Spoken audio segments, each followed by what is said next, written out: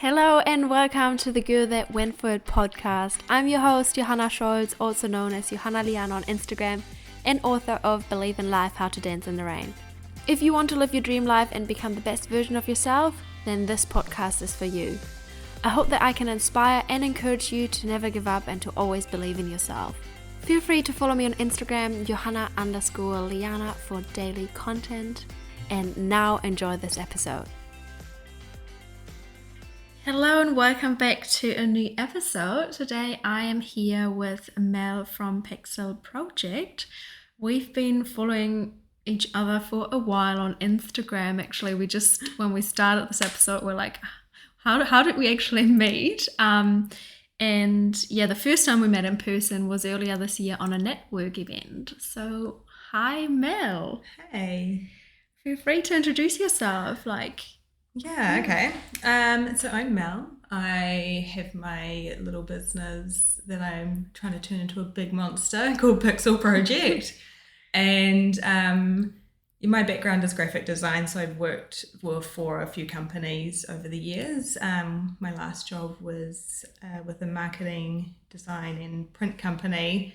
I was there for 12 years, which seems like such a long time, but it went so fast. So yeah, that was where I was before Pixelproject, and Pixelproject is about 3 years old, and I'm 1 year into full-time doing Pixelproject. Wow. Which is get a bit nervous talking about it because it's such a massive step. Yeah, I bet. Yeah. Massive step, yeah. Amazing. And what made you decide, or how did you come up with the idea of Pixelproject? Or maybe explain a little bit more, what is it? So Pixelproject kind of came around after my sister got married. I have a little bit of a love affair with weddings.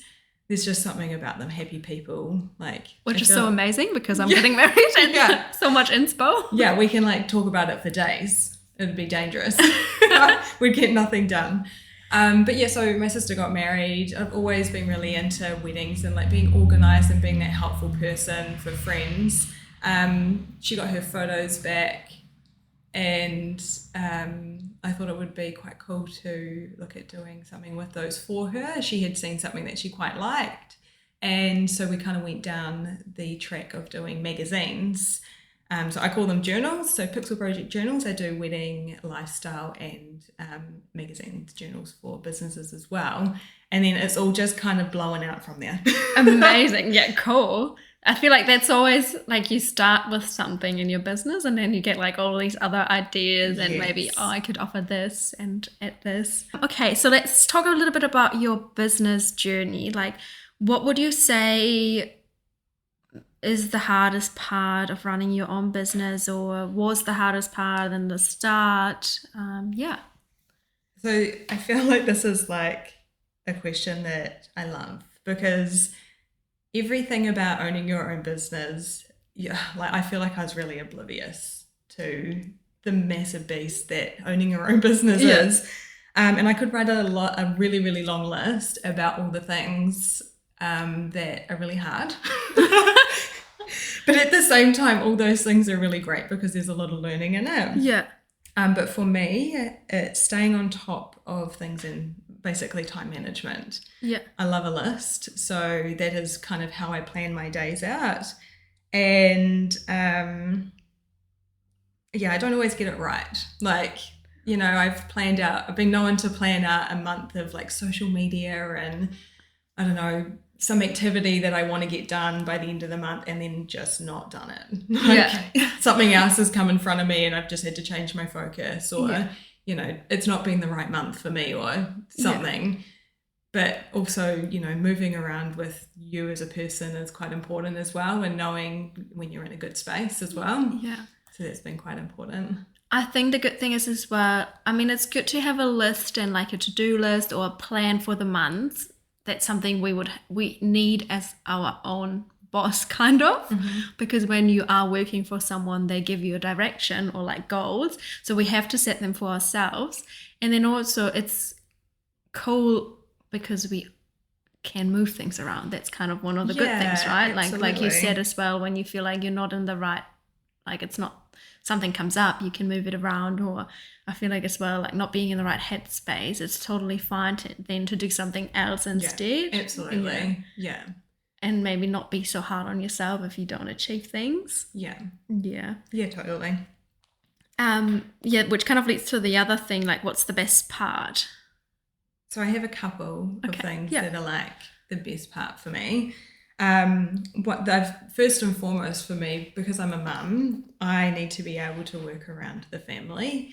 And my little's just started school, and I have shorter working hours now because of that. Like I have to try and work in time before school and in the evenings. But I love that I can just move stuff around, like move projects around, so I can hang out with my girl when she's sick, or if there's a day off school, that kind of stuff. And being able to spend that time with her, be a little more present with her is quite nice as well. That's And second best part is the connections and relationships that I've made since I've gone out on my own has been amazing. Like I definitely built some little relationships beforehand, before mid last year. But in the past year, the relationships that I've built have been amazing. Like people that are also in the same position, they have their own businesses like yourself. Like we've had the odd chat. I'm on a group chat with like 4 other businesswomen who all are very much either mums, partners, husband, wife kind of thing. And they know how hard it can be at times when you're tired, you're busy, you've got family activities that need to be ticked off the list as well as your work. But those relationships have been really important. So making sure you have those people around you that you can like bounce ideas off or share like your really low moments so they can help bring you back up again is so important, or even help you realize that the thing that you're worried about is just nothing to worry about. Oh, that's so good. And even like you have this safety net kind of people who are going through the same, even though you have different businesses, you can share what you're struggling with at the moment, and then knowing you're not alone, like others have the same problems. Like I feel like on social media, sometimes you just see all the success stories of business owners and how everything is working so smoothly. And then it's good to have that support net and just sharing, hey, I have a really low day. I'm just so unmotivated today. And then just knowing that you're not alone, and either people tell you like, I'm the same, or like you motivate each other. That's so good. It is so good. It's so important. I actually had a conversation with one of my clients a few weeks back, and she said to me, bless her, that I looked so well put together and organized. And I was like, girlfriend, you got no idea. And I was like, but I became really conscious of that when I post stuff on my stories, because I also need people to know that I'm just as real as the next person, your neighbor, or the friend next door. I don't know. It's just we do have a tendency to put out the best of ourselves, which is great. But sometimes those low days, portrayed in the right way, are nice to share as well. And it will help someone else as Absolutely. well. Yeah. Amazing. And you just said earlier, like, I don't know, when you just mentioned that with planning your day, like before, for example, school drop off, or after, or around London. Is that okay? Yeah. Sorry, I wasn't sure if I can say your name of your daughter. Yeah, no, that's fine. Okay, I cut this out then. I just repeated. Earlier you said that you are like planning your day around your daughter London, before school drop off, after, and I know that you are an early riser because you get up, or like you go for a walk at 5 a.m, right? Or sometimes you go I'm a bit crazy sometimes. That's just amazing. Like, how did you make this a habit, or how did you realize, you know what I mean, like trying to that mornings are for me? Exactly. From the mornings are for me perspective, I don't know. I've always been able to get up early. I don't know what it is. I was a swimmer when I was younger, and it was always easy for me to get up early. So maybe it's just something that's built in me and that I can like harness by getting up, starting my days early. But what I will say is I'm very seasonal with my 5 a.m. starts. Okay. Spring, summer, autumn, yep. Unless I'm having a low day, then I'm up around 5 a.m. and I'll go for a walk. My neighbour comes with me most of the time, and then I'll get home and I'll do my Pilates. But when it's winter, No, not happening. I am firmly in bed with the covers over me till like 7 o'clock is the latest I'll probably get up. Like I am not moving. It's too cold. Okay. I'm tired. That makes me feel a little bit better now. Like we have to be real about that. Like I could say, I'm up at 6 a.m. 5 a.m. every day, but no. Yeah. But this then can't be done. Oh, it's so good that you have your neighbour to go with you. Like you have like a little how do you call it? Not support. Is it support? I think it's that the encouragement. Yeah. Like knowing that someone else is getting up early at the same time as you makes you get out of bed. Yeah. And then probably you don't let them down. Probably, you think you let her down or him, and then the other way around as well. So you both get up and do it. Yeah. So good.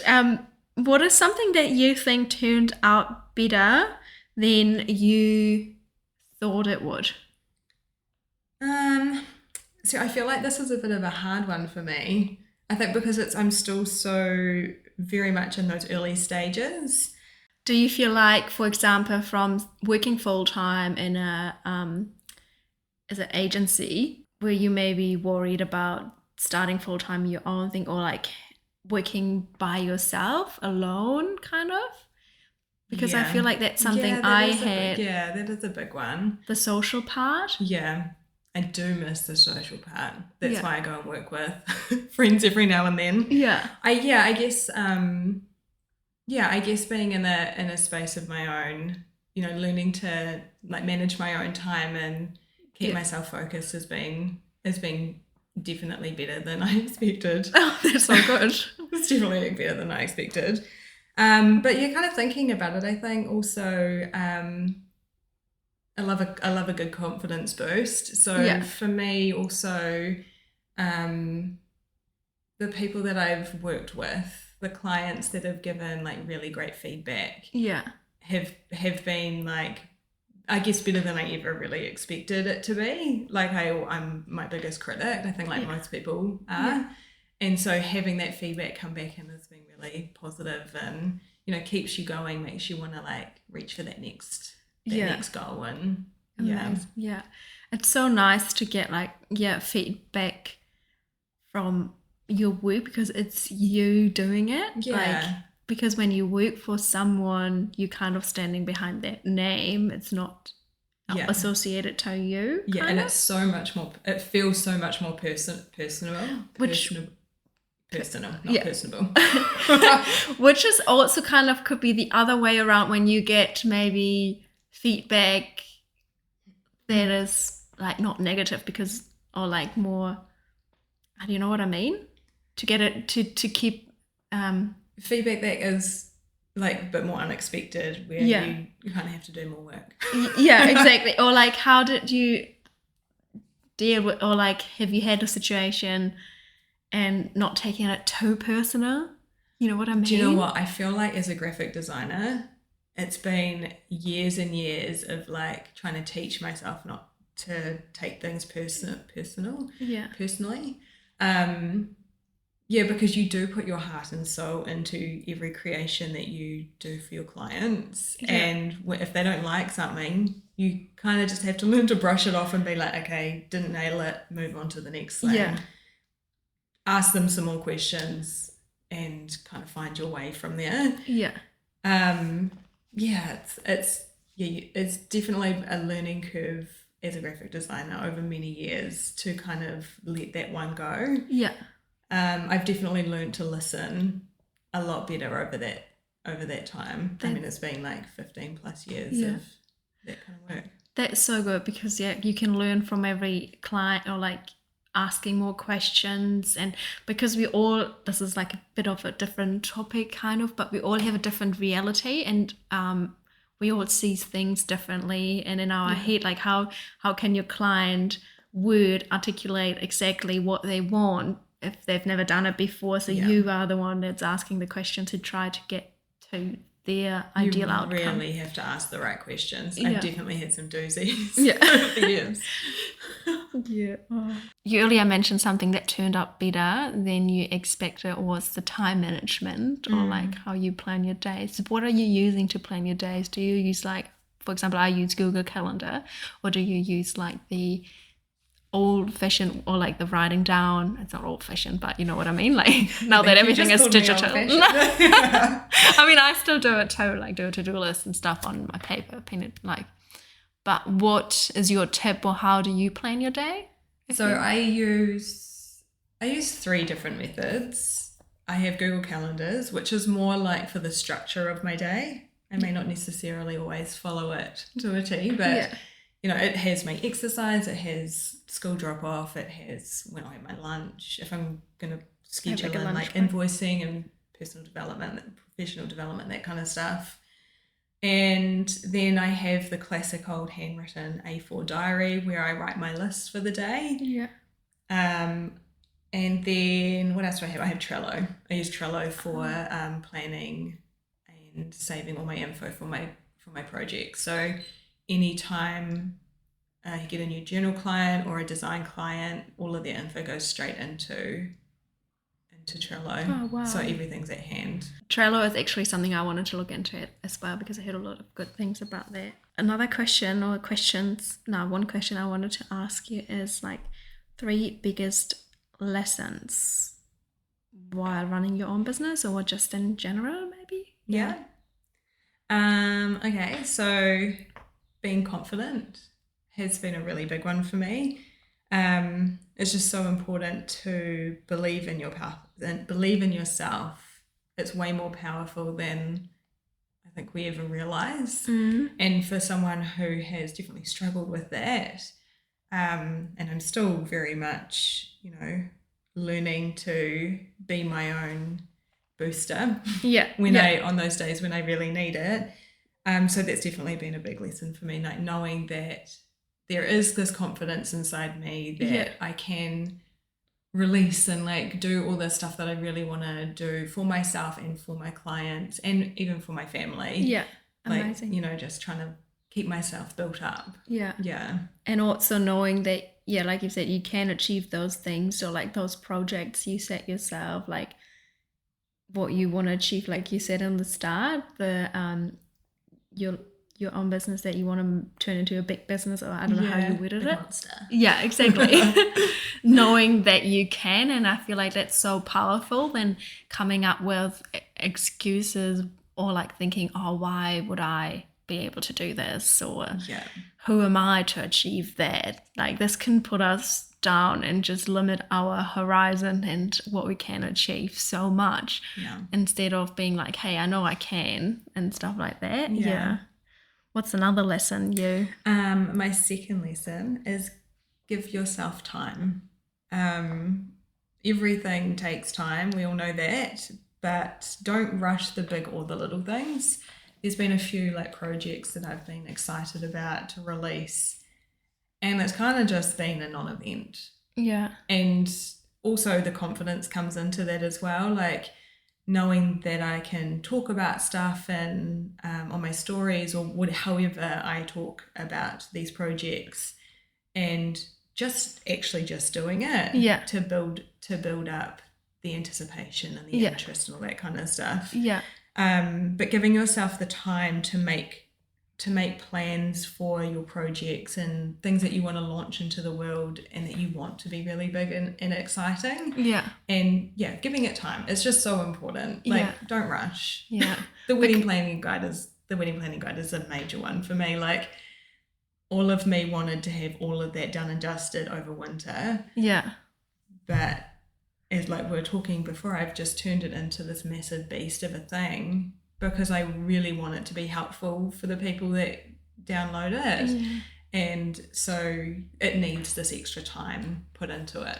That's so good, because if you would have rushed it, or like you just wanted to get it out there And then afterwards you'd be like, oh, I could have done it so much better, or put so much more in there. Yeah. Yeah, and I would have been gutted with the amount of time I've spent designing these beautiful guides. To just make it a quick... Yeah. That's so good. I feel like that's a really big lesson, because it kind of reminds me of, you recently saw it in my story. I'm not sure when I will upload this. Maybe it's launched by then, but my new book. Yeah. I could have published it probably in January if I really rushed it, and but I just wanted to make it like a fun project a bit more. That's a bit different to the wedding planning guide, I guess.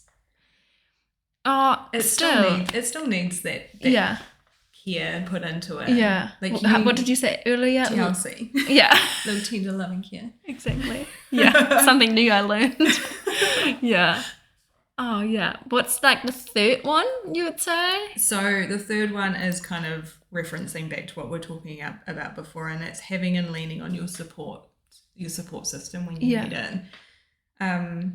Like I said, for me, without those people around, whether they're like friends, business associates, family, like you need these people to be there for you when you need to have a chat about things that aren't going right, or the positive highs. You need to bounce off these people when you can, and knowing that you can be there for them as well is really important. That's so good. It goes both ways. Yeah, I feel like as well as running your own business, like you quit your 9 to 5 and you start working 24/7. Yeah. It's so good to have the chat with other business owners, to have the chat with them, to not talk about business, or like to not make it a 24-hour thing, or general chit chat. Yeah. Just not talking business. Gifts. Yeah. Exactly. Exactly. Because I feel like it's so easy, especially when you work from home. I mean, maybe it's different. You have a daughter and she can take you out of the workspace, kind of. But for me, sometimes I could just keep on staying on my laptop, and I just feel so exhausted in the evening because all I did was kind of work, which I love. But then at the same time, it's so important to lock off and like not answer emails. Like maybe just adding a lesson from me in here is boundaries. Yeah, setting your boundaries. Not feeling like you have to jump to every message. You do. Boundaries are so important. And something that I should have mentioned earlier is that as not necessarily just for mums, but particularly mums that are working in a business, working in a family. Yeah.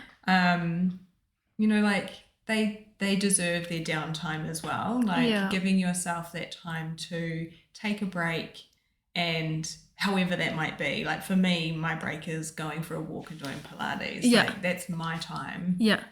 And I think it's important that every person knows, and all those busy working mums know, that they deserve that time. They're entitled to it. It's not, that downtime isn't a reward for your hard work. You are entitled to it. You deserve to have that time.